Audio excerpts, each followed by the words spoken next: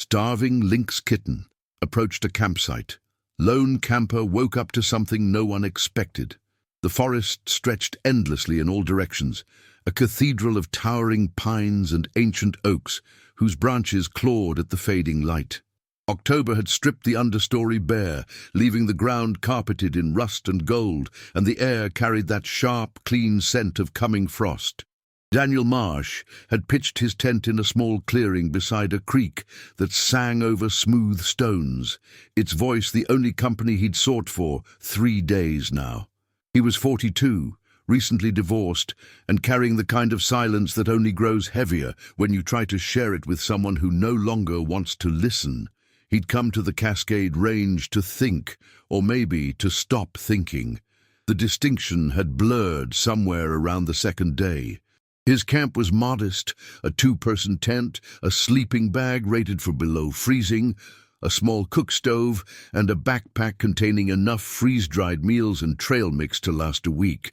He traveled light because he'd learned that the less you carry, the less you have to lose.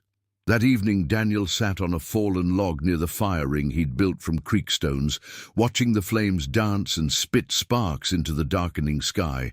The temperature was dropping fast. He could see his breath now, pale ghosts dissolving into the twilight. He'd eaten early, beef stew from a pouch, bitter instant coffee, and now he simply sat, listening to the forest settle into its nocturnal rhythms. An owl called from somewhere deep in the trees. Something small rustled through the dry leaves nearby, then fell silent. He didn't notice the eyes watching him from the shadows. If you're enjoying this story, please subscribe and stay with us. Daniel had always loved the woods. As a kid growing up in rural Oregon, he'd spent entire summers disappearing into the forests behind his parents' house, building forts, tracking deer, learning the names of birds by their songs. His ex-wife, Monica, had never understood that need. She was a city person, born and raised in Portland, more comfortable with concrete and coffee shops than moss and mushrooms. For years, he'd compromised, trading his weekends in the wilderness for her art gallery openings and dinner parties with people whose names he could never quite remember. When she'd finally asked for the divorce, she'd said something that still echoed in his mind. "You're always somewhere else, Daniel, even when you're right next to me." Maybe she'd been right. He poked at the fire with a stick, sending up a cascade of orange embers that rose like tiny stars before winking out. The darkness was complete now, pressed close around the small circle of firelight. Beyond that fragile boundary, the forest was a living thing, full of movement and breath and hunger. Daniel had brought a headlamp, but he preferred the fire's softer light. It felt more honest somehow, more in keeping with the way humans had always met the night, with flame and faith and the understanding that some things were best left unseen. He was just about to bank the fire and retreat to his tent when he heard it. A sound, soft, almost imperceptible, a rustling in the undergrowth at the edge of the clearing, just beyond where the firelight reached. Daniel froze, his hand still gripping the stick. His first thought was bear. This was bear country, after all, and he'd hung his food bag in a tree 50 yards from camp as a precaution. But the sound was too small, too tentative. A raccoon, maybe, or a fox. He stayed very still, barely breathing, his eyes scanning the darkness.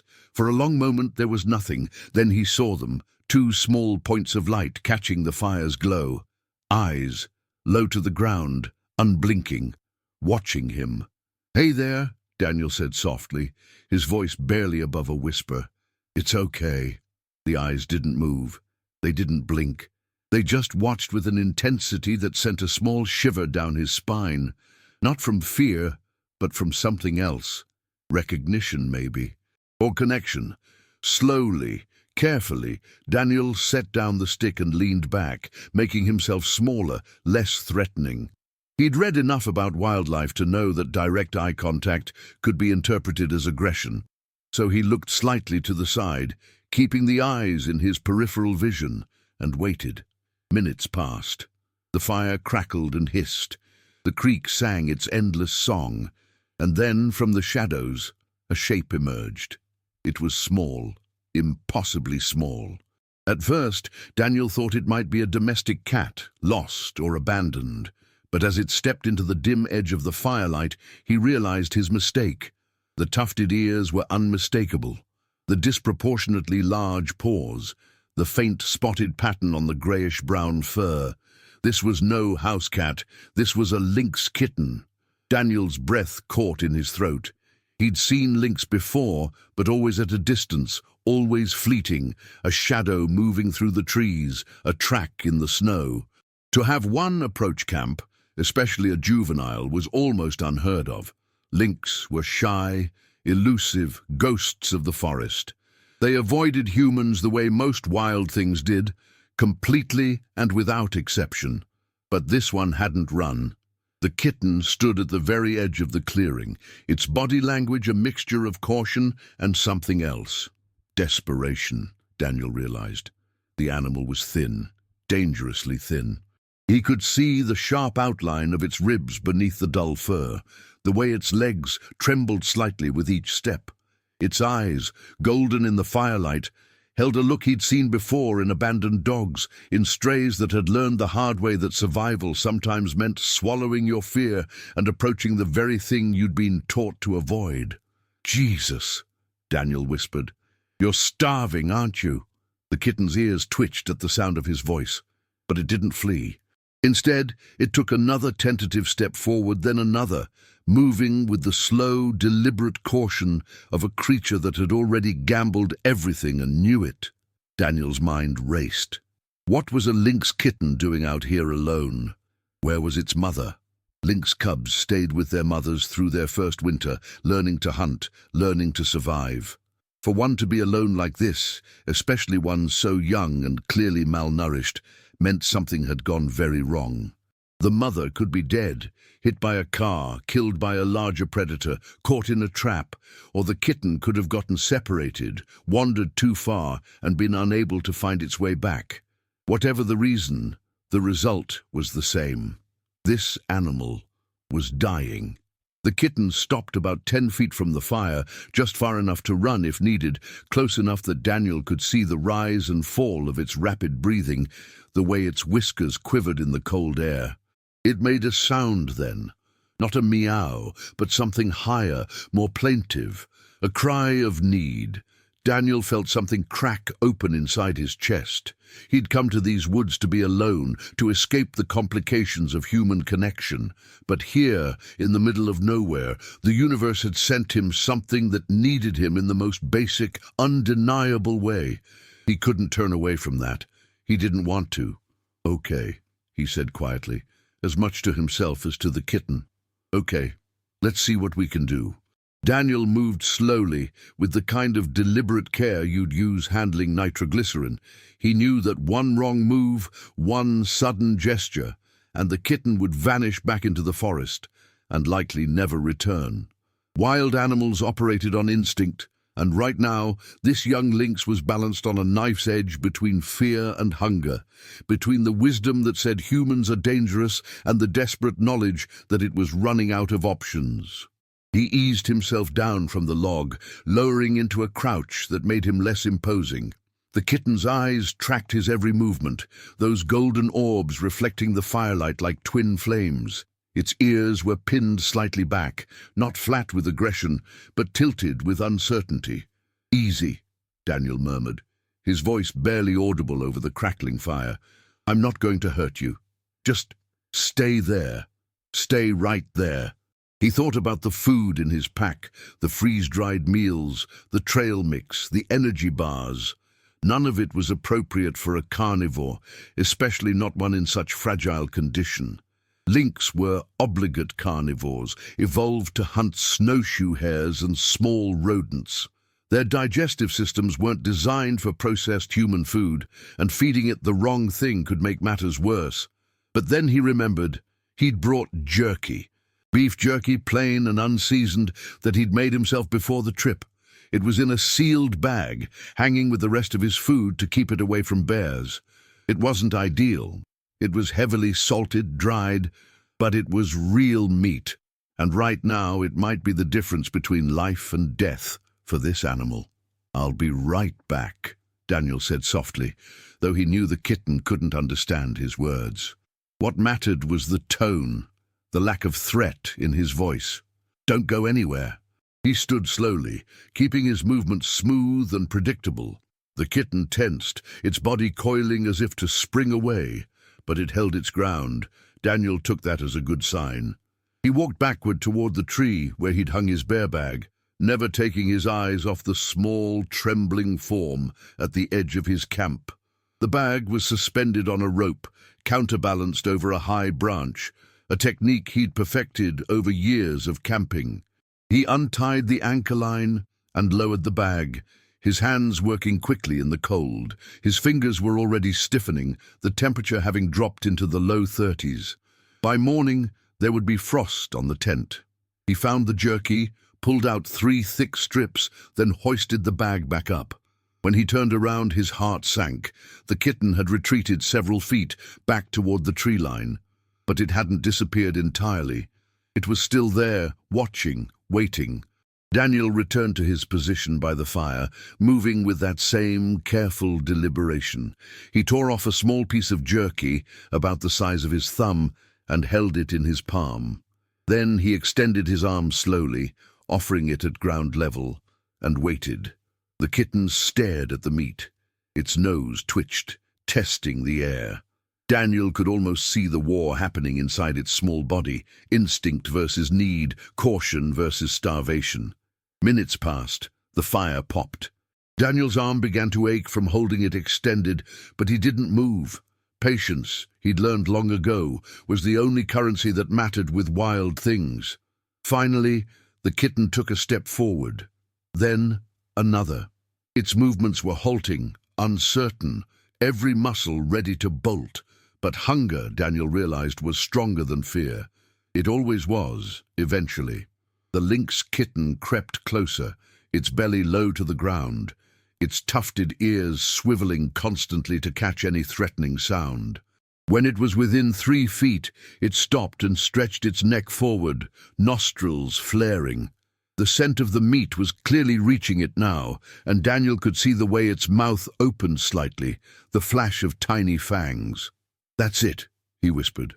"Come on, it's okay."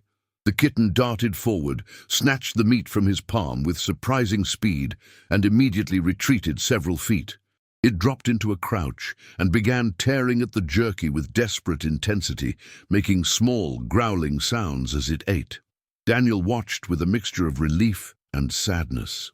The animal was so hungry that it had abandoned caution entirely, focused only on consuming the food as quickly as possible. He tore off another piece, larger this time, and placed it on the ground between them. The kitten finished the first piece and immediately approached the second, more confident now. It ate with the same fierce intensity, and Daniel noticed that its tail, short and black-tipped, characteristic of its species, had relaxed slightly from its defensive position. As the animal ate, Daniel found himself thinking about the last time he'd felt truly needed. It had been almost 2 years ago, before everything fell apart with Monica. They'd found a stray dog in their neighborhood, a German shepherd mix with matted fur and a pronounced limp. Monica had wanted to call animal control, but Daniel had insisted they at least try to help it first. He'd spent a week gaining the dog's trust, feeding it, sitting with it, eventually getting close enough to examine the injured leg. It turned out to be a deep cut that had become infected. Daniel had taken the dog to a vet, paid for the treatment out of his own pocket, and nursed it back to health in their garage. He'd named her Scout. For 3 months, she'd been his shadow, following him everywhere, sleeping beside his side of the bed, looking at him with eyes that held pure, uncomplicated gratitude. He'd loved that dog more than he'd thought possible. Then Monica had given him the ultimatum: the dog goes to a shelter or I do. Daniel had found Scout a good home, a family with kids and a big yard. He'd told himself it was the right thing to do, the adult thing, but he'd never quite forgiven himself for it. And he'd never quite forgiven Monica for making him choose. 6 months later, she'd left anyway.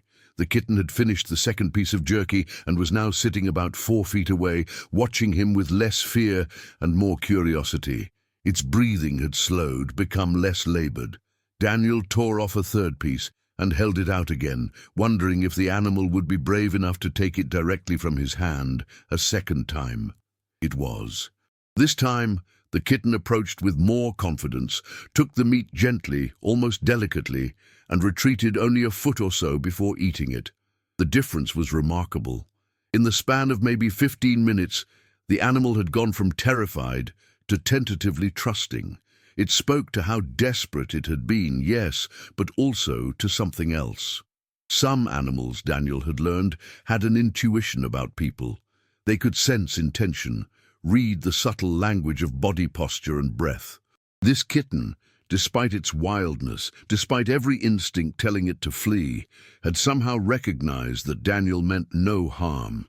"Where's your mom?" Daniel asked quietly, watching the kitten lick its chops and clean its whiskers with a small paw. "What happened to you out here?"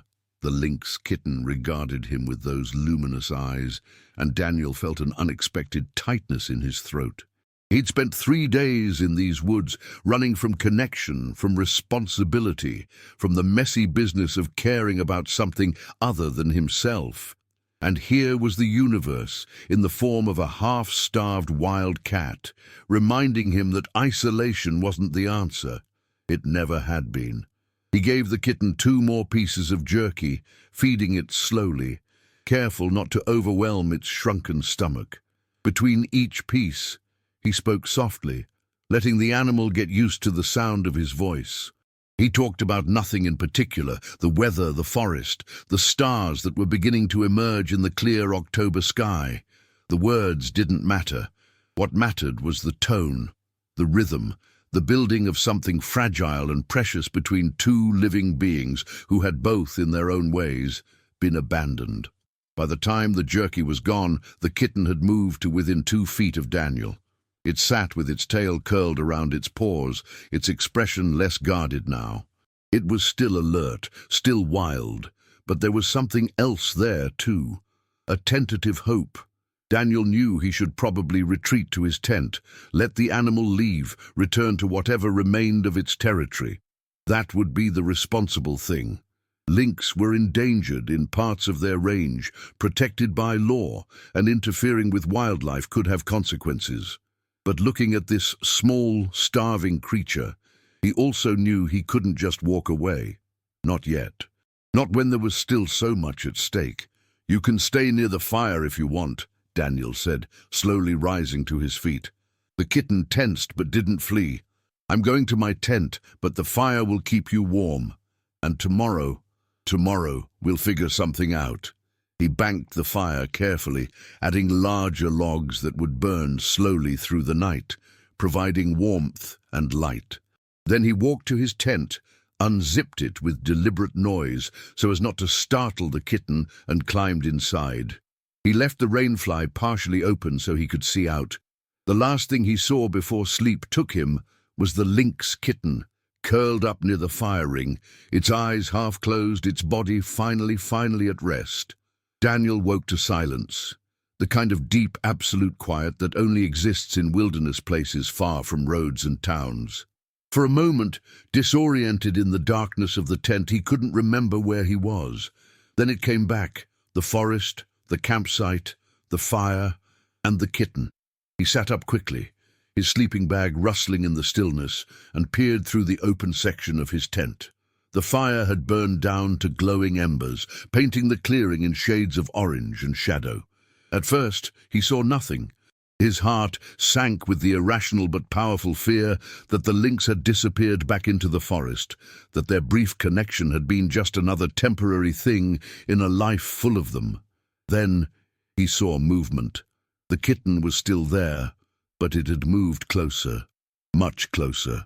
It was now curled up directly beside the fire ring, no more than 3 feet from his tent entrance. In the dim light, Daniel could see the rise and fall of its breathing, the way its paws twitched occasionally in whatever dreams haunted young predators. It had stayed. Through the coldest part of the night, When every instinct should have driven it back to whatever den or shelter it had been using, the animal had chosen to remain near him. Daniel felt something shift in his chest, a warmth that had nothing to do with the dying fire. He checked his watch. 4:47 a.m. The sky beyond the trees was still black, though there was the faintest suggestion of grey at the eastern edge of the world. Dawn was still an hour away, maybe more. He should go back to sleep, conserve his energy, but he knew he wouldn't.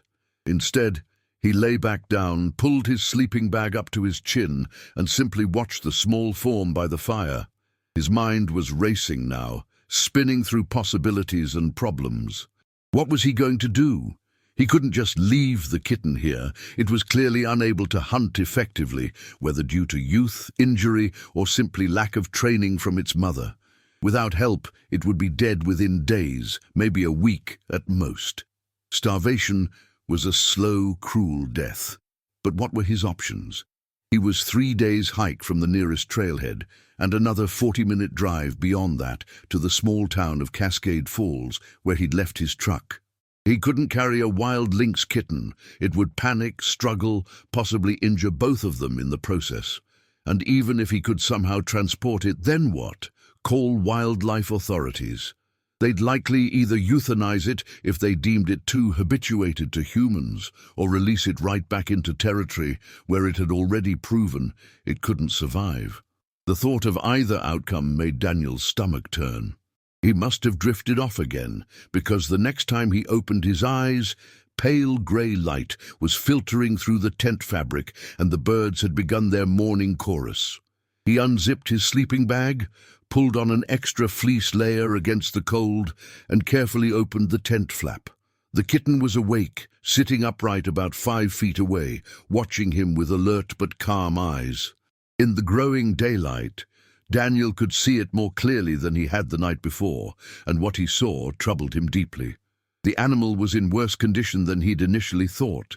Its fur was dull and patchy in places, suggesting malnutrition over an extended period. There was a small wound on its left ear, partially healed, but still visible, possibly from a failed hunt or an encounter with a larger predator. But what concerned him most was the way it moved when it stood up. There was a slight hitch in its right hind leg, a barely perceptible limp that spoke of an old injury, maybe something that had never healed properly. That limp, Daniel realized, could be why the kitten was starving. Lynx relied on explosive speed and agility to hunt snowshoe hares, their primary prey. A compromised leg, even a slightly compromised leg, could mean the difference between a successful hunt and slow starvation. The mother might have abandoned it, not out of cruelty, but out of the cold calculus of survival that governed the wild. If a young animal couldn't keep up, couldn't learn to hunt effectively, it became a liability to the rest of the family unit. "Hey there," Daniel said softly, his voice rough from sleep. "Morning." The kitten's ears perked forward at his voice. It made a small chirping sound, not quite a meow, but something between that and a bird's call. It was, Daniel thought, almost like a greeting. He crawled out of the tent fully, moving slowly, and busied himself with rebuilding the fire. The kitten watched but didn't retreat. As the kindling caught and flames began to rise, Daniel put a pot of water on to boil for coffee. His mind was still working through the problem, approaching it from different angles like a chess puzzle with no clear solution. While the water heated, he retrieved his food bag again and pulled out more jerky. The kitten perked up immediately, its focus laser-sharp on the package in his hands. Daniel smiled despite himself. At least hunger was a problem he could address, even if only temporarily. He fed the animal slowly, piece by piece, letting it approach at its own pace. This morning the kitten came within inches of his hand, taking the meat gently, almost politely. Between pieces, Daniel examined it as closely as he dared without touching. Now, in full daylight, he could make a better assessment. It was male, probably around 4 or 5 months old enough that it should have been hunting with its mother, learning the skills it would need to survive its first winter. His coat coloring suggested he was likely from the Montana or northern Idaho population of Canada lynx, animals that had been reintroduced to the region over the past few decades after being nearly wiped out. The population was still fragile, still listed as threatened under the Endangered Species Act. Which meant, Daniel realized, that technically what he was doing right now, feeding, interacting with, could be construed as harassment of a threatened species. The law was designed to protect animals like this, but sometimes the law and the reality on the ground were two different things. Sometimes doing the right thing meant breaking the rules. After the kitten had eaten 4 pieces of jerky, Daniel cut him off. "That's enough for now," he said. "Too much too fast will make you sick." He made his coffee, instant and bitter, and sat on his log nursing the warm cup while the sun climbed higher through the trees. The kitten settled nearby, grooming himself with his small pink tongue, occasionally glancing at Daniel as if to make sure he was still there. An hour passed, then 2. Daniel made himself a breakfast of oatmeal mixed with nuts and dried fruit. He offered a small piece of jerky to the kitten, who accepted it eagerly. The pattern was establishing itself. The animal was becoming dependent on him, and with each passing hour, the chances of it successfully returning to wild behavior diminished. It was around 9 in the morning when Daniel made his decision. He couldn't leave the kitten here. He couldn't, in good conscience, hike back to civilization and simply abandon it to die. But he also couldn't bring himself to hand it over to authorities, who would either destroy it or release it to certain death. That left only one option, as impossible and complicated as it seemed. He had to take the kitten with him. The question was how. He spent the next hour observing the animal's behavior, testing its comfort level. The kitten was clearly still wild. It startled at sudden movements, kept a careful distance except when food was involved, and maintained that alert, watchful posture that marked it as a predator. But it was also young enough to be malleable, scared enough to accept help, and perhaps most importantly, beginning to associate Daniel with safety and sustenance. Daniel pulled out his backpack and emptied it, laying out the contents on his sleeping bag inside the tent. The pack itself was large, a 65-liter expedition model designed for week-long trips. It had a main compartment, a top lid pocket, and 2 side pockets. An idea was forming. He took his fleece jacket and lined the bottom of the main compartment with it, creating a soft nest. Then he partially unzipped the top, leaving it open wide. It wouldn't be comfortable, and it certainly wasn't designed for transporting wildlife, but it might work if, and this was a significant if, he could get the kitten to go inside voluntarily. Forcing the animal into the pack would be disastrous. It would panic, fight, and even a young lynx had claws and teeth sharp enough to cause serious injury. Plus, it would destroy any trust he'd built. No, if this was going to work, the kitten had to choose it. Daniel took another piece of jerky and placed it just inside the open pack. Then he sat back and waited. The kitten approached cautiously, nose working. It could smell the meat, but it was also suspicious of the unfamiliar object. It circled the pack twice, examining it from different angles, before finally stretching its neck forward and snatching the jerky from just inside the opening. Daniel placed another piece deeper inside. This time, the kitten had to put its front paws into the pack to reach it. It did so hesitantly, grabbed the meat and immediately backed out, but it had been inside, even briefly. Progress. Over the next 30 minutes, Daniel repeated the process, each time placing the jerky a little deeper, requiring the kitten to venture farther into the pack. The animal was smart. It understood the game and seemed willing to play, motivated by food and perhaps by curiosity. Finally, Daniel placed a piece at the very bottom of the pack, nestled in the fleece jacket. The kitten peered inside, then looked at Daniel as if seeking permission or reassurance. "It's okay," Daniel murmured. "Go ahead." The lynx kitten climbed fully into the pack, its small body fitting surprisingly well in the space. It grabbed the jerky and, instead of immediately backing out, settled down on the fleece jacket to eat it. Daniel's heart hammered in his chest. This was the moment. Slowly, Carefully, making no sudden movements, he reached for the drawstring closure of the pack. The kitten looked up, ears alert, but didn't bolt. Daniel's fingers found the cord. "I'm sorry," he whispered, "but this is the only way." He pulled the drawstring closed, not tight enough to trap the animal, but enough to prevent easy escape. The kitten immediately began to squirm and cry out, high-pitched sounds of distress that cut through Daniel like knives.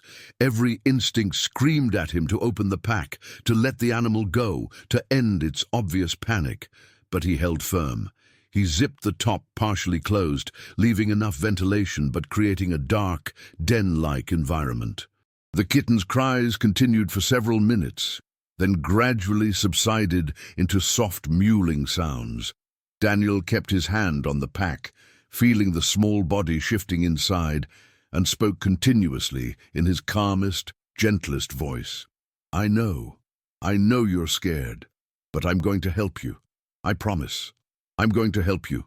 After about 10 minutes, the movement inside the pack stilled. The kitten had either exhausted itself or accepted the situation. Daniel wasn't sure which. He waited another 5 minutes, then carefully lifted the pack. It was heavier than he expected, the kitten's weight distributed at the bottom. He'd need to carry it in front of him, cradled in his arms rather than on his back. It would make hiking difficult, but it was manageable. Daniel looked around his campsite, at the tent, the fire ring, the peaceful clearing that had been his refuge for 3 days. He'd come here seeking solitude, seeking to escape from responsibility and connection. Instead, he was leaving with a half-wild lynx kitten in his backpack and a 3-day hike ahead of him. The irony wasn't lost on him. He struck camp quickly, packing only essentials into a smaller day pack. Water, food, first aid kit, his phone, which had no signal but could still be useful in an emergency. Everything else, the tent, the sleeping bag, the camp stove, he cached in a bear-proof container he'd hung from a tree. He could retrieve it later or not. Right now, it didn't matter. What mattered was getting this kitten to safety. As he hoisted the pack containing the lynx into his arms and started down the trail toward the trailhead, 3 days of walking ahead of him and no clear plan beyond that, Daniel Marsh allowed himself a small, rueful smile. "Well," he said to the pack, to the kitten inside, to the forest around him, "here we go." The first hour of hiking was the hardest. Daniel had backpacked through rugged terrain for years, had carried heavy loads up steep inclines, had pushed through exhaustion and weather and every kind of physical discomfort. But he'd never attempted to navigate a wilderness trail while cradling a 15-pound lynx kitten in his arms. The pack was awkward, unbalanced, and required constant adjustment to keep the weight from pulling him off center. His arms burned within the first 20 minutes, and by the end of the hour they were shaking with fatigue. But he didn't stop. He couldn't. The trail wound through dense forest, rising and falling over ridges worn smooth by ancient glaciers. Massive Douglas firs towered overhead, their crowns lost in the canopy, and the undergrowth was thick with salal and fern still heavy with morning dew. The air smelled of cedar and rich earth, that distinctive scent of the Pacific Northwest that Daniel had known his entire life. Inside the pack, the kitten had grown quiet after those first distressing minutes. Daniel couldn't tell if it was sleeping or simply resigned to its situation. Every few minutes he felt small movements, a shift of position, the flexing of paws, that told him the animal was still alive, still okay. He'd left the top partially unzipped to ensure adequate airflow, and occasionally he glimpsed a tuft of grey fur or the black tip of an ear through the opening. "We're doing good," he murmured as he walked, keeping up a steady stream of soft conversation. "Just 3 days, and we'll be somewhere safe, somewhere warm. You can do this. We can do this." The trail descended into a ravine where a creek tumbled over moss-covered rocks. The water so clear, Daniel could see trout hovering in the deeper pools. He stopped here, setting the pack down gently on a flat boulder. and took the opportunity to rest his burning arms. His shoulders were already developing painful knots from the unnatural carrying position. He unzipped the pack slightly and peered inside. The kitten looked up at him with wide, uncertain eyes, but it didn't try to escape. In the shadowy interior of the pack, nestled in Daniel's fleece jacket, it looked impossibly small and vulnerable. "Water break," Daniel said, pulling out his bottle and taking several long swallows. He poured some water into his cupped palm and held it near the pack's opening, wondering if the kitten would drink. It sniffed at his hand, then tentatively lapped at the water with a small pink tongue. Not much, but enough to be encouraging. Daniel gave it another small piece of jerky. He was rationing carefully now, knowing he had to make his supplies last, and was rewarded with the sight of the kitten eating with less panic than before. Its movements were slower, more controlled. Perhaps it was beginning to understand that food would keep coming, that starvation wasn't immediate, or perhaps it was just too exhausted to fight anymore.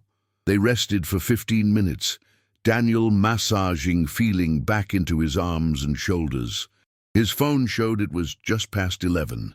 He'd covered maybe 2 miles, a distance he could normally hike in under an hour. At this rate, the 3-day journey out could easily stretch to 5 or 6 days. He had enough food for himself, but the jerky supply was finite. Maybe 2 days' worth if he rationed it strictly. He'd have to figure something out before then. Daniel hoisted the pack again, gritting his teeth against the immediate burn in his muscles, and continued down the trail. The path crossed the creek on a fallen log that had been notched flat on top, slick with moisture and treacherous. He navigated it carefully, acutely aware that a fall here, with the kitten in his arms, could be catastrophic. 1 foot in front of the other, arms trembling, breath held. Then he was across, back on solid ground, and the relief was almost dizzying. By early afternoon, Daniel had developed a rhythm. Walk for 45 minutes, rest for 15. During the rests, he'd offer the kitten water and a small piece of food, check to make sure it was still breathing comfortably, and give his own body a chance to recover.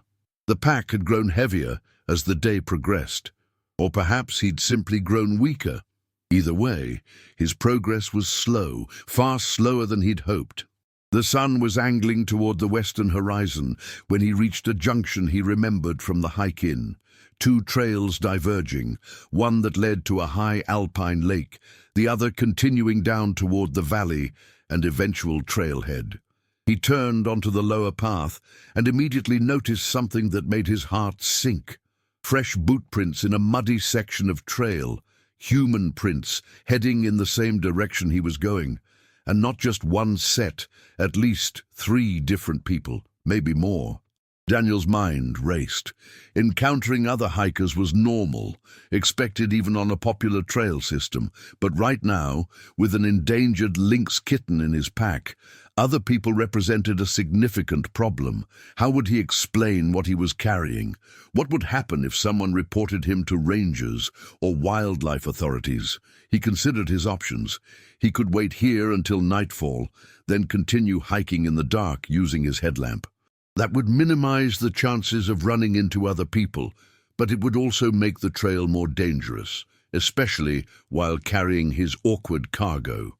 Or he could leave the main trail, bushwhack through the forest to avoid other hikers entirely. But that would add days to his journey, and he wasn't sure the kitten or his food supplies could handle that. In the end, he decided to continue on the trail but stay alert. If he heard other hikers approaching, he'd step off the path, find cover, and wait for them to pass. It wasn't a perfect plan, but it was the best he had. The afternoon stretched into evening. Daniel's arms were beyond pain now, settled into a numb, distant ache that he could almost ignore. Almost. His legs were holding up better. Years of hiking had given him strong quads and endurance, but his lower back was beginning to protest the unnatural posture required to carry the pack in front of him. He was contemplating where to make camp for the night when he heard voices up ahead. Daniel froze mid-step, listening intently. Yes, definitely voices. 2 people, maybe 3, getting closer, and he was on an exposed section of trail with no good cover nearby. His heart hammered in his chest. He looked around desperately and spotted a cluster of young hemlocks about 20 feet off the trail, their branches growing low enough to provide some concealment. Moving as quickly as his exhausted body would allow, he pushed through the underbrush and crouched behind the trees, pulling the pack close to his chest.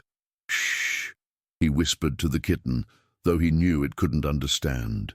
"Please be quiet." The voices grew louder, and then they appeared. 2 men in their late 20s, dressed in high-end outdoor gear, laughing about something as they hiked past. They were moving fast, clearly trying to make distance before dark. Daniel held his breath, pressing himself against the tree trunk, praying the kitten wouldn't choose this moment to cry out. The men passed within 15 feet of his hiding spot, completely oblivious to his presence. Their voices gradually faded down the trail, and Daniel waited several more minutes before emerging from the hemlocks. His heart was still racing, and he realized his hands were shaking, not from fatigue this time, but from the close call. "That was too close," he muttered, checking inside the pack. The kitten looked up at him, with what Daniel could have sworn was an accusatory expression, as if to say, "What exactly have you gotten us into?" Good question.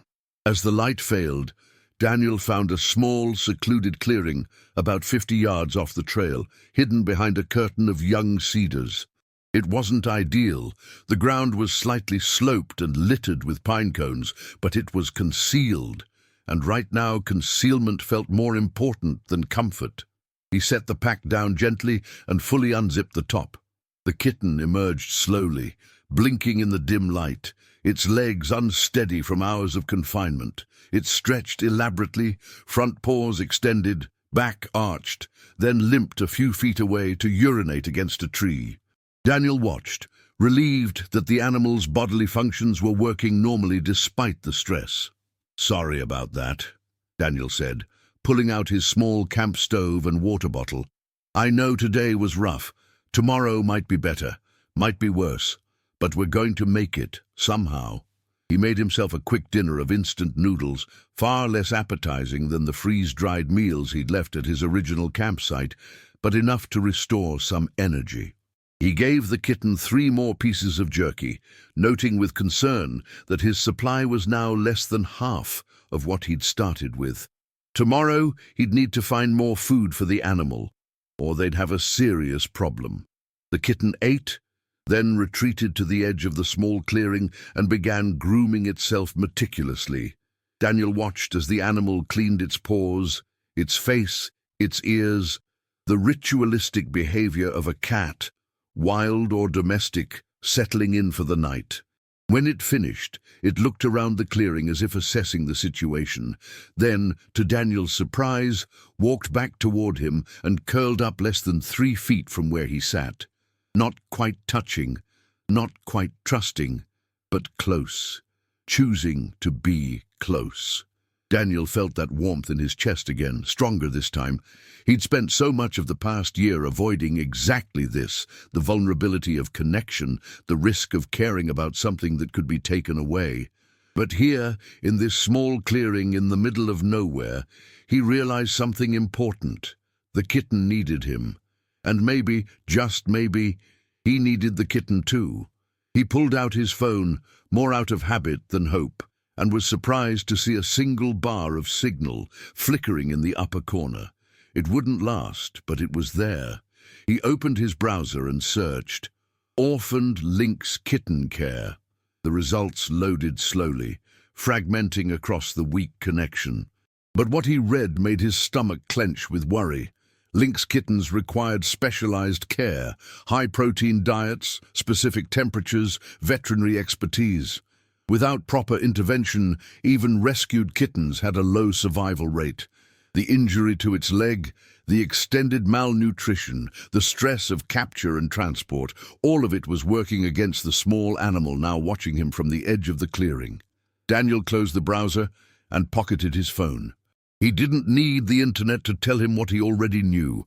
This was going to be much harder than he'd imagined. Every day was critical. Every decision mattered. But he'd made his choice back at the campsite, and he wasn't going to unmake it now. "We'll figure it out," he said quietly, as much to himself as to the kitten. "One day at a time, one step at a time."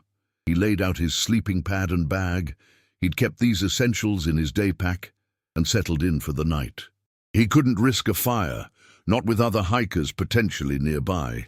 The temperature was dropping fast, and he could already see his breath in the beam of his headlamp. It was going to be a cold night. The kitten watched him prepare for sleep, those golden eyes reflective in the dim light. When Daniel finally zipped himself into his sleeping bag, the animal remained where it was, a small grey shadow at the edge of visibility. Daniel lay awake for a long time, listening to the night sounds of the forest, feeling the ache in his arms and back, thinking about the 2 more days of hiking ahead and all the complications waiting at the end of the trail. He thought about Monica, about Scout, about all the times he'd chosen the safe path, the easy answer, the line of least resistance. Not this time. This time, he was going to see it through, no matter what it cost him. Just before sleep finally claimed him, Daniel heard a soft rustling sound. He opened his eyes to see the kitten moving closer, settling down just outside his sleeping bag, near enough that he could feel the small warmth of its body through the fabric. "Good night," Daniel whispered into the darkness. And from somewhere in the shadows, he could have sworn he heard a soft chirp in response. The second day began with rain. Daniel woke to the sound of it pattering on the leaves overhead, a steady rhythm that promised to continue for hours. He groaned softly, every muscle in his body screaming in protest as he tried to sit up. His arms felt like they'd been beaten with hammers, his shoulders locked in painful knots, and his lower back had developed a deep throbbing ache that made even breathing uncomfortable. But it was the cold that worried him most. The temperature had dropped significantly during the night, and the rain was the kind of penetrating Pacific Northwest drizzle that soaked through everything. Daniel's sleeping bag was already damp from condensation, and without a tent, there was no protection from the weather. He pulled on his rain jacket, thankfully still in his day pack, and immediately looked for the kitten. The small Lynx was huddled against the base of a cedar tree, trying to shelter under the low-hanging branches. Its fur was wet and matted, and even from several feet away, Daniel could see that it was shivering. The animal looked miserable, its ears pinned back, its body curled into the tightest possible ball.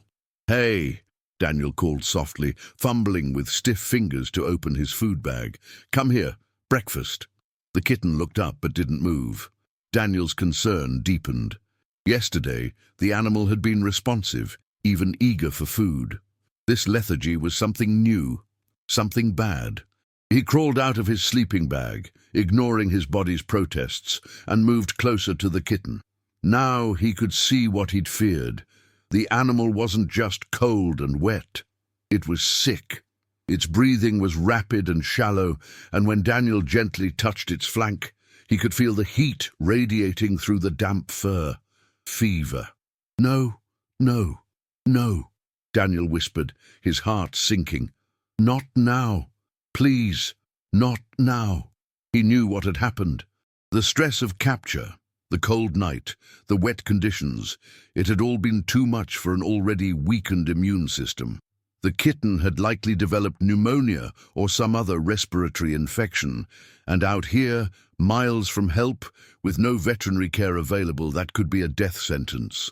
Daniel's mind raced through his options, each one bleaker than the last.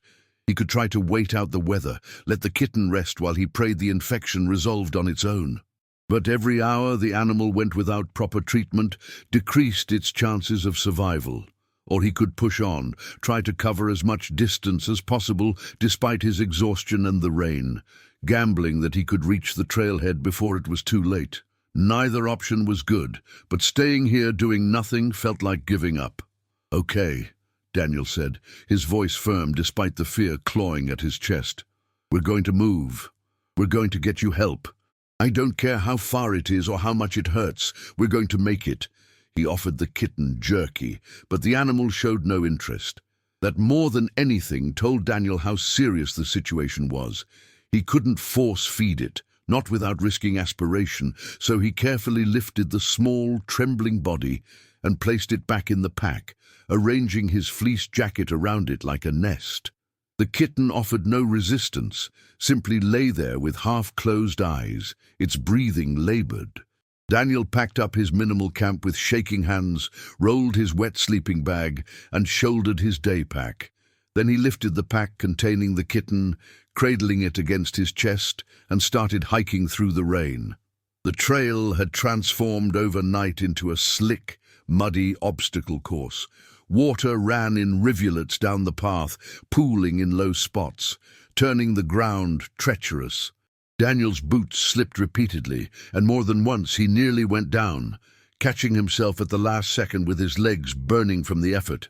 Each stumble sent jolts of pain through his arms and back, but he gritted his teeth and kept moving. One foot in front of the other, that was all he could do. One step, then another, then another.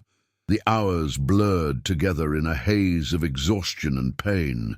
Daniel stopped checking his watch, stopped counting distance, stopped thinking about anything except the next section of trail, the next foothold, the next breath. The rain never let up, soaking through his jacket, running down his neck, filling his boots with cold water that squelched with every step. He was shivering now, too, his body temperature dropping, the first warning signs of hypothermia creeping in. But he didn't stop. During his rest breaks, shorter now, just 5 minutes instead of 15, he checked on the kitten. Each time, the animal seemed weaker, more listless.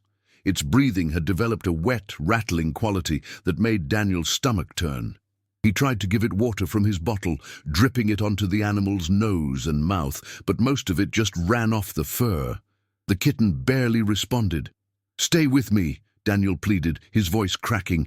"Please, just stay with me. We're going to make it. We have to make it." By mid-afternoon, Daniel's exhaustion had reached a critical point. His vision was starting to blur at the edges, and he'd stumbled so many times he'd lost count. His hands were numb from the cold, making it difficult to grip the pack properly. He knew he was approaching the limits of what his body could endure, but the alternative, stopping, accepting failure, was unthinkable. The trail descended into a narrow gorge where a swollen creek roared over granite boulders, the water high and fast from the rain. Daniel remembered this crossing from his hike-in.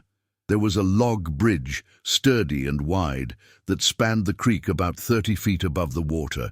In good conditions, it was an easy crossing. In these conditions, with wet wood and poor visibility and arms that could barely hold the pack anymore, it was going to be dangerous. Daniel approached the bridge and stopped, staring at the slick log stretching across the churning water. His legs were shaking so badly he wasn't sure they'd support him. One slip, one moment of lost balance, and both he and the kitten would plunge into the frigid water below. They wouldn't survive that. But there was no other way across. The creek was too wide and too fast to wade, and trying to bushwhack around it would add miles to an already impossible journey. "We can do this," Daniel said, though he wasn't sure he believed it. "Nice and slow, just like before." He stepped onto the log, his boots immediately slipping on the wet surface. He caught himself, adjusted his grip on the pack, and took another careful step. The roar of the water below was deafening, drowning out all other sound. Daniel focused on the log ahead of him, on the next 6 inches of wood, refusing to look down at the churning water or think about what would happen if he fell. Halfway across, his right leg gave out. It wasn't a dramatic collapse, just a sudden weakening as overworked muscles reached their absolute limit. Daniel's knee buckled, and he dropped toward the log, his hands still desperately clutching the pack to his chest. He hit the wood hard, his shins cracking against the rough bark, and for one terrifying moment he felt himself tipping sideways toward the edge. Then his left hand shot out, finding a protruding branch on the log, and he caught himself. Barely. He hung there, half kneeling on the slippery wood, the pack clutched against his chest with his right arm, his left hand locked around the branch in a death grip. Pain radiated from his shins and knees, and his entire body was shaking uncontrollably. Inside the pack, he felt the kitten stir weakly, responding to the sudden movement. "I've got you!" Daniel gasped, though he wasn't sure who he was reassuring, the kitten or himself. "I've got you. I won't let you fall." For what felt like an eternity, but was probably only seconds, Daniel remained frozen in that position, every muscle trembling, his mind blank with fear and exhaustion. Then, from somewhere deep inside, some reserve of strength he didn't know he possessed, he found the will to move. He pulled himself upright, shifted the pack, and took another step, then another. His legs felt like rubber, his arms like dead weight, but he kept moving. 4 more steps. 3, 2. Then he was across, collapsing onto solid ground on the far side of the creek, the pack still clutched to his chest. He lay there in the mud and rain, breathing in great heaving gasps, his body beyond exhaustion, beyond pain, beyond anything except the simple fact of survival. He'd made it. They'd made it. After several minutes, Daniel forced himself to sit up and check on the kitten. The animal's eyes were closed now, its breathing so shallow he had to watch carefully to see the rise and fall of its small chest. It was barely conscious, its body burning with fever, the infection taking its toll. Daniel felt tears mixing with the rain on his face. He'd pushed so hard, sacrificed so much, but it might not be enough. The kitten was dying, and there was nothing he could do to stop it. "No," he said aloud, his voice fierce despite its hoarseness. "No, you don't get to give up. And neither do I." He pulled out his phone, desperately hoping for signal. One bar flickered, then disappeared.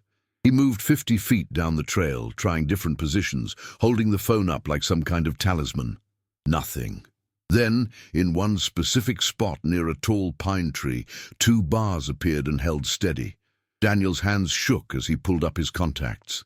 He had one chance, one person he could think of who might help without asking too many questions. He scrolled to a name he hadn't called in over a year, Sarah Chen, a veterinarian in Cascade Falls, who'd treated Scout before Daniel had given the dog away. They'd been friendly once, though he'd let that relationship lapse like so many others after the divorce. The call connected, and after 4 rings, a familiar voice answered. "Daniel, is that you?" "Sarah," Daniel said, his voice breaking. "I need help. I need help right now, and I don't have time to explain everything, but please, slow down," Sarah said, her tone immediately shifting to professional calm. "Where are you? What's wrong?" "I'm on the Clear Creek Trail, maybe 10 miles from the trailhead. I have a lynx kitten. Yes, a wild lynx kitten, and it's sick. Fever, respiratory distress, probably pneumonia. It's dying, Sarah. I need to know what to do." There was a long pause on the other end of the line. Daniel could practically hear Sarah processing this information, weighing her response. When she spoke again, her voice was measured but not judgmental. "Daniel, you know I have to report this. Lynx are protected. What you're doing—" "I know," Daniel interrupted. "I know, report me, fine, whatever. But right now, this animal is dying, and I need to know how to keep it alive long enough to get it to you, please." Another pause. Then, "Okay, listen carefully. You need to keep it warm and dry. That's priority 1. If you have any way to construct shelter, do it. Body heat is your best option. Hold it against your chest inside your jacket if you can. For the respiratory distress, humidity can help. If you can create steam from hot water, let it breathe that. But Daniel, the most important thing is getting it to me as fast as possible. Where exactly are you?" Daniel described his location as best he could. Sarah did some quick calculations. "That's a 10-hour hike in good conditions. In this weather, with what you're carrying, Daniel, I don't think—" "I'll make it," Daniel said. His voice carried a certainty he didn't quite feel. "I'll make it. Just promise me you'll be ready." "I'll be ready," Sarah said quietly. "And Daniel, what you're doing, it's either incredibly brave or incredibly stupid. Probably both. But that kitten is lucky you found it." The signal began to break up, Sarah's voice fragmenting into static. Daniel shouted coordinates and a rough ETA into the phone, hoping she'd caught at least some of it. Then the connection died completely. He stood there for a moment, phone in hand, rain pouring down around him, making a decision that felt both insane and absolutely necessary. He unzipped his rain jacket, carefully extracted the kitten from the pack, and tucked it inside against his bare skin. The animal's heat was alarming, its small body burning with fever, but Daniel's own body warmth might be the only thing keeping it alive. He zipped the jacket back up, leaving just enough room for the kitten's face to remain exposed to air, and felt the small, labored breathing against his chest. "We're going to run," Daniel said to the kitten, to himself, to the forest. "Well, not run, I can barely walk, but we're going to move faster than we've ever moved. And we're going to make it. You hear me? We're going to make it." He left the pack behind. There was no way to carry both it and the kitten like this. He kept only his water bottle, phone, and the last few pieces of jerky stuffed in his jacket pockets. Everything else was just weight, just another obstacle between where he was and where he needed to be. Then Daniel Marsh, soaked to the bone, exhausted beyond measure, with a dying lynx kitten tucked against his heart, started moving down the trail faster than his battered body had any right to go. He didn't think about the distance. He didn't think about the pain. He didn't think about anything except the next mile, the next turn, the next breath. He just kept moving, because sometimes that's all you can do. Sometimes survival is just about refusing to stop, no matter how impossible it seems. And Daniel had already decided he wasn't going to stop. Not until they both made it out alive, time ceased to have meaning. Daniel moved through the rain-soaked forest in a trance-like state, his body operating on some primal level beyond conscious thought. His legs pumped mechanically, carrying him over roots and rocks, through mud and puddles, down the endless trail that seemed to stretch into infinity. The kitten's small form pressed against his chest was the only thing that felt real, that tiny, feverish heartbeat fluttering against his own. He talked to the animal constantly, a stream of words that kept them both tethered to consciousness. "Almost there. Just a little farther. Stay with me. Don't you dare leave me now. We didn't come this far to give up." The light was failing when Daniel finally stumbled out of the forest onto the gravel parking area at the trailhead. His truck sat alone in the lot, exactly where he'd left it 4 days ago, though it felt like a lifetime. His hands were shaking so badly it took 3 attempts to get the key in the door lock. When it finally opened, he collapsed into the driver's seat, cradling the kitten against his chest, and just breathed for several long moments. The animal was still alive. Barely.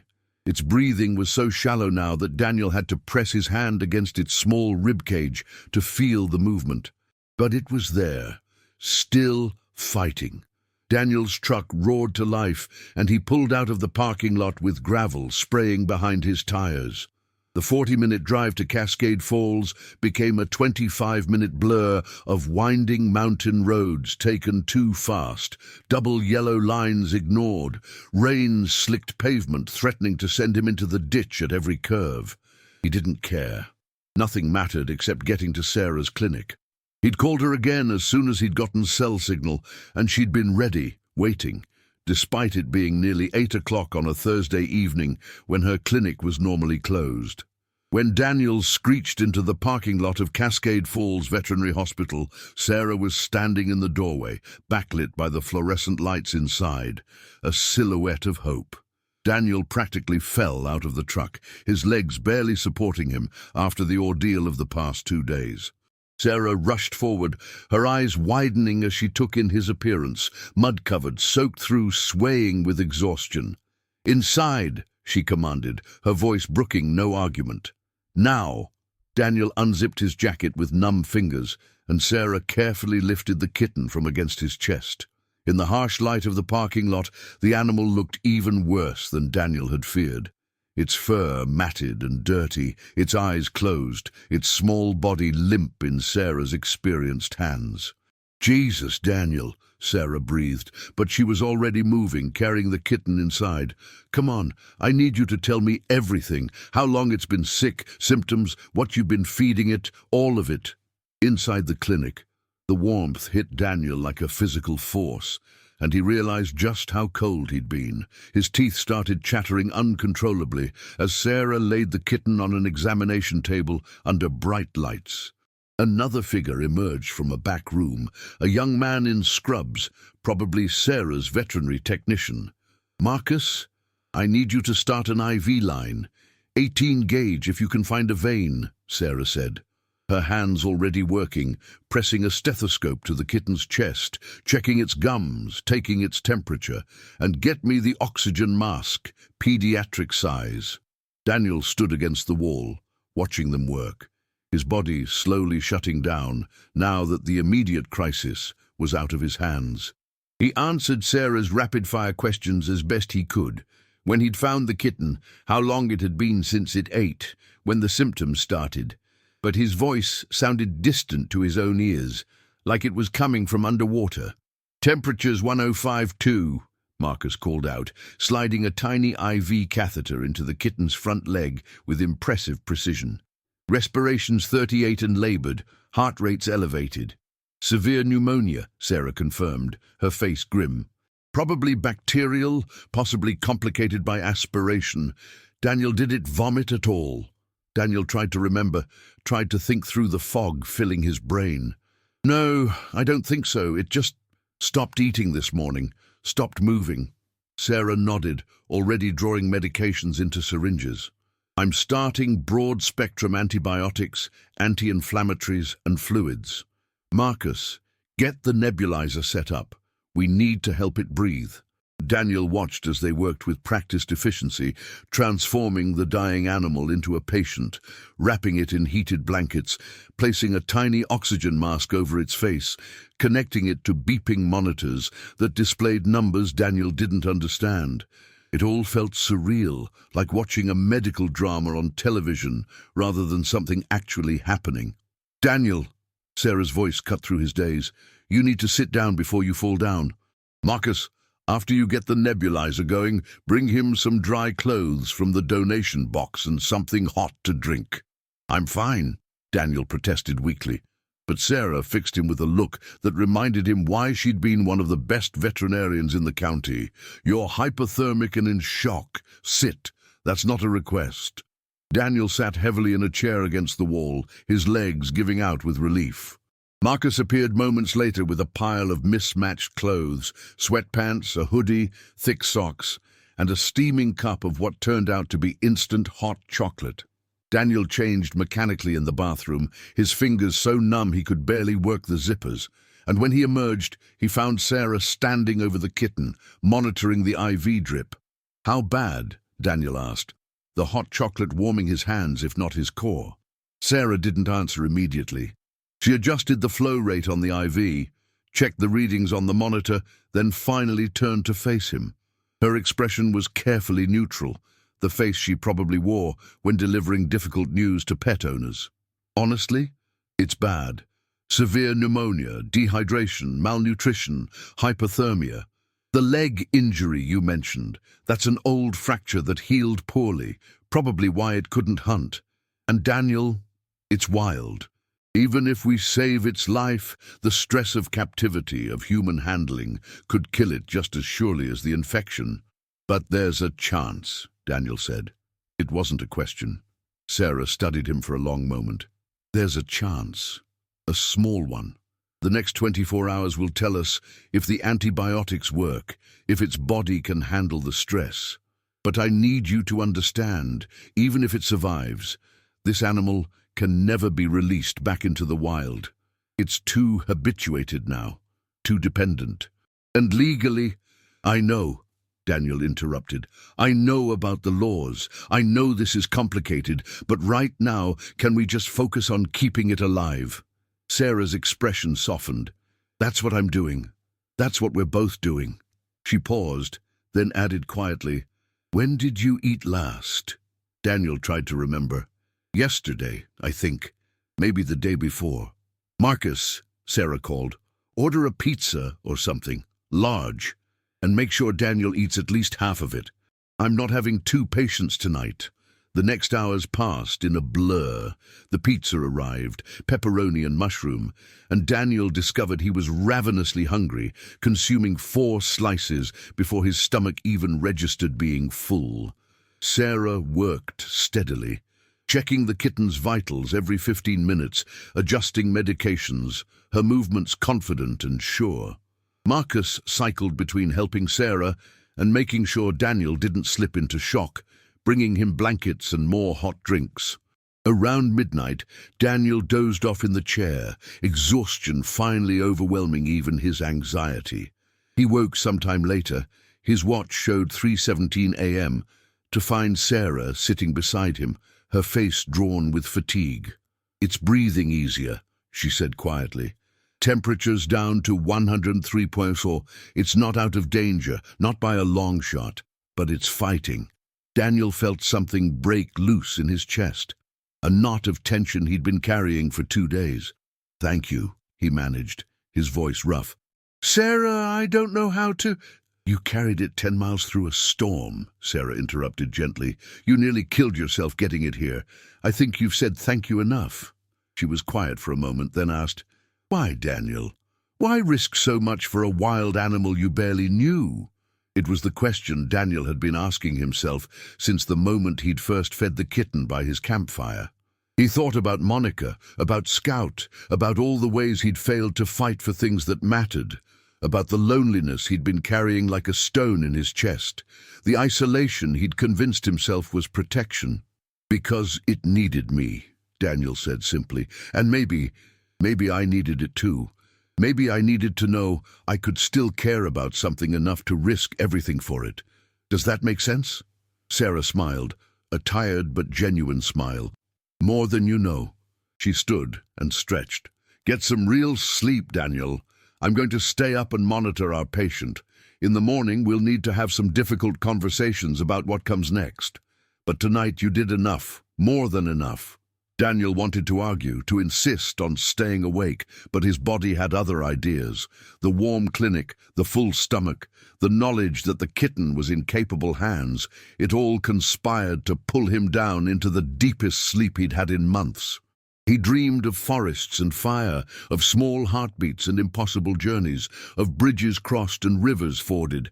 And somewhere in those dreams, he found something he'd thought he'd lost, a sense of purpose, of connection, of being part of something larger than his own small, isolated existence. When he woke 6 hours later to early morning sun streaming through the clinic windows, the first thing Daniel saw was the kitten. It was still on the examination table, still connected to the IV and monitors, still wrapped in heated blankets. But its eyes were open now, those luminous golden eyes, and they were focused directly on him. And for the first time in days, Daniel saw something in those eyes besides fear and desperation. He saw recognition. He saw trust.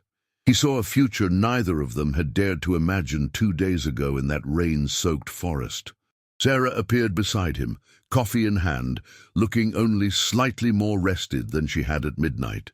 "Well," she said, following his gaze to the kitten, "looks like someone wants to say good morning." Daniel approached the table slowly, his hand extended. The kitten watched him come, and when Daniel's fingers gently touched its small head, stroking the tufted ears, the animal didn't flinch. Instead, it made that soft chirping sound Daniel had heard before, but stronger now, clearer. A sound that might have been gratitude, or might have been hope. "Yeah," Daniel said softly, tears he didn't try to hide running down his face. "Good morning to you too." The difficult conversations Sarah had warned about came that morning, over terrible clinic coffee and the harsh light of reality. "I've already contacted Fish and Wildlife," Sarah said, her tone apologetic but firm. "I had to, Daniel. It's the law. They'll be here this afternoon to assess the situation." Daniel's stomach clenched, but he nodded. He'd known this was coming. "What will they do?" "That depends," Sarah said carefully. "Normally, with a wild animal this habituated to humans, especially an endangered species, the protocol is either euthanasia or permanent placement in an educational facility, a zoo, a wildlife rehabilitation center. But given the circumstances, given that this kitten would have died without intervention, she trailed off, leaving the uncertainty hanging between them. The kitten, Daniel had started thinking of it as him rather than it, spent the next week in Sarah's clinic. The antibiotics worked their slow magic, clearing the infection from his small lungs, bringing the fever down degree by degree. His appetite returned tentatively at first, then with the voracious hunger of a young, growing carnivore. Sarah procured proper food, raw chicken, ground venison, supplements designed for feline carnivores, and the kitten devoured it all. Daniel visited every day. He'd taken a leave of absence from his job. He worked remotely as a software consultant, so the flexibility was there, and spent hours at the clinic, sitting beside the kitten's recovery cage, talking softly, offering treats, simply being present. The animal's response was remarkable. Where fear and desperation had once lived, something else was growing. Not domestication exactly. The kitten would never be a house cat, but a kind of partnership, a mutual understanding that transcended the usual boundaries between wild and tame. The fish and wildlife officer who came to inspect the situation was a woman named Janet Rodriguez, weathered and practical, with 30 years of field experience written in the lines of her face. She spent an hour examining the kitten, reviewing Sarah's medical records, asking Daniel detailed questions about the rescue. "You know you broke about 6 different laws," Janet said finally, her expression unreadable. "Yes," Daniel said simply. "I know." Janet was quiet for a long moment, watching the kitten through the cage bars. The animal watched her back, alert but calm, showing none of the panic a truly wild lynx would display in the presence of a stranger. "You also saved its life," Janet said, "and not in some dramatic movie of the week way. You genuinely kept this animal alive through determination and, frankly, a level of commitment that borders on insanity." She turned to face Daniel. "The injury to that hind leg means this lynx could never survive in the wild, even if we wanted to release it. And the level of human imprinting, that ship has sailed. So we have limited options." Daniel's throat was tight. "What are you saying?" "I'm saying that I'm recommending permanent placement in a licensed educational facility. There's a wildlife conservation center about 3 hours north of here that specializes in non-releasable native predators. They do excellent work. Large, naturalistic enclosures, expert care, educational programs that actually make a difference. The kitten would have a good life there." Janet paused, studying Daniel's face. "But there's another option. A more complicated one." "Tell me," Daniel said. "Washington State has a program, not well known, rarely approved, for private individuals to become licensed wildlife rehabilitators with permanent placement authorization. It requires extensive training, regular inspections, proper facilities, and a demonstrated commitment to conservation education. It's expensive, time-consuming, and legally complicated. But if approved, it would allow someone to provide permanent care for a non-releasable animal on private property." And Daniel felt his heart hammering. "How long does the approval process take?" "Months, maybe a year, and there's no guarantee." Janet fixed him with a steady gaze. "But Dr. Chen here is already a licensed wildlife rehabilitator. If she were willing to take temporary custody while you went through the licensing process, and if you could demonstrate adequate facilities and commitment," she let the implication hang in the air. Sarah and Daniel exchanged glances. Then Sarah smiled, a real smile, the kind that reached her eyes. "I think I could be persuaded to provide temporary foster care. For the right person. Someone who'd visit daily, help with care, learn proper handling techniques." "I'll do it," Daniel said immediately. "Whatever it takes. However long it takes." Janet nodded, as if she'd expected nothing less. "Then I'll start the paperwork. But Daniel, this isn't a pet.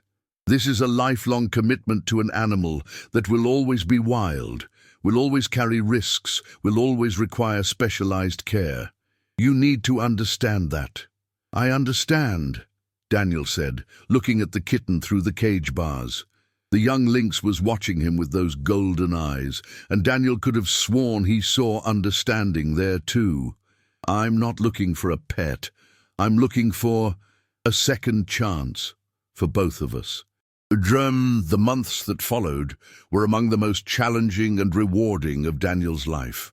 He threw himself into the licensing process with the same determination that had carried him through that rainstorm. He studied wildlife biology, feline nutrition, veterinary first aid. He apprenticed with Sarah, learning proper handling techniques, health assessments, enrichment strategies. He designed and built an enclosure on the 5 acres he owned outside town, a space he'd bought years ago, with vague dreams of someday building a cabin, dreams that had died with his marriage. Now those acres had new purpose. The enclosure was large, over a 1/4 acre, with tall fencing, climbing structures, hiding spots, and features that mimicked natural lynx habitat. It cost him most of his savings, but he didn't care. Money could be earned back. This mattered. The kitten, meanwhile, continued to grow and thrive under Sarah's care.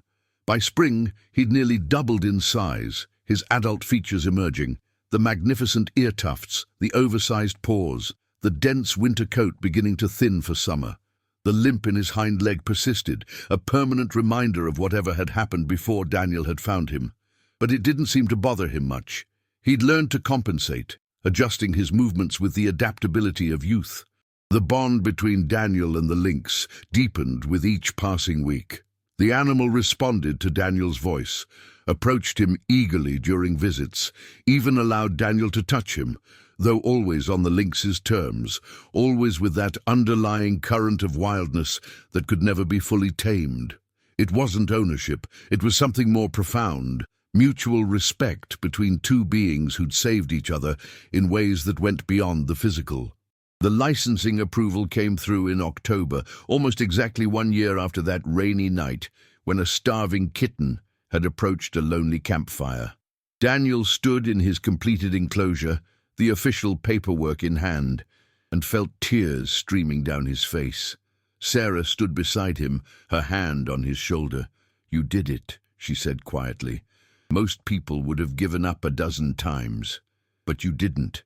"Neither did he," Daniel said, watching the lynx, full-grown now, magnificent and powerful, exploring his new home with careful curiosity. "We both decided to keep fighting." The lynx settled into his new territory with surprising ease, as if he understood this was home. Daniel visited twice daily, bringing food, providing enrichment, spending hours simply sitting and observing. He documented everything, kept meticulous records, and began working with local schools to develop educational programs about native wildlife and conservation. Monica called once, months after the move to the enclosure, having heard through mutual friends about Daniel's crazy Lynx project. She wanted to know if he was okay, if he'd lost his mind, if this was some kind of breakdown. Daniel had smiled as he looked out at the enclosure, at the lynx basking in a patch of sunlight, and said simply, "I found something worth caring about. Maybe for the first time in years, I'm actually okay." She hadn't understood, but that was fine. Not everyone would. On the anniversary of their first meeting, Daniel marked it on his calendar now, the way some people marked birthdays. He sat in the enclosure, the lynx resting a few feet away, grooming his magnificent coat. The autumn light was golden, filtering through the trees Daniel had preserved when building the space, and the air carried that same crisp scent it had carried a year ago when everything changed. "You know what I learned from you," Daniel said softly, as he often did, talking to the lynx like the companion he'd become, "that the things worth having are the things you're willing to fight for. That isolation isn't safety. It's just another kind of death. That sometimes the universe puts something in your path that needs you, and if you're brave enough to accept that responsibility, it can save you just as much as you save it." The lynx looked at him with those luminous eyes, chirped softly, and returned to his grooming. In that simple moment, Daniel felt more peace, more purpose, more connected to something meaningful than he had in all the years of his carefully controlled, carefully isolated life before. He'd come to those woods seeking solitude, seeking escape from the messy business of connection and care. Instead, he'd found a starving kitten, and in saving it, had somehow saved himself. Not in some dramatic, transformative flash, but in the slow, steady work of showing up every day, of making difficult choices, of refusing to give up when everything seemed impossible. That, Daniel had learned, was what courage really looked like. Not the absence of fear, but the decision to move forward anyway, one step at a time, carrying hope against your heart even when the trail ahead seemed endless. The lynx stretched, rose, and padded over to where Daniel sat. He didn't climb into Daniel's lap, that would never happen, but he settled close, close enough that Daniel could feel his warmth, hear his breathing. And in that closeness, that chosen proximity, was everything that mattered. A second chance, a new beginning, a life built not on what had been lost, but on what had been found and fought for, and ultimately saved. Both of them, against all odds, exactly where they needed to be. Tell us in the comments where you're watching from and if you've ever witnessed or lived something like this.